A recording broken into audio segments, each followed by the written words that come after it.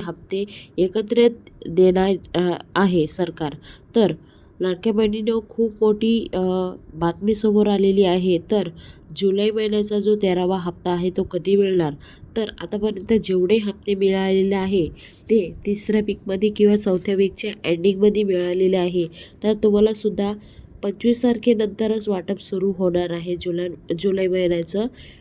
तर इथं हा प्रश्न सुटला आहे. तर जून हप्ता पात्र असूनही आला का नाही?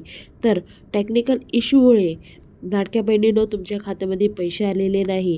काळजी करू नका. तुम्ही पात्र आहात, निकषात बसत आहात, तर तुम्हाला जून जुलै असे दोन्ही महिन्याचे पैसे एकत्र तुमच्या खात्यामध्ये जमा होणार आहे.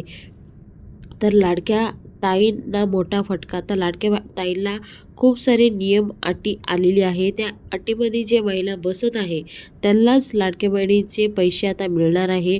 खूप सारे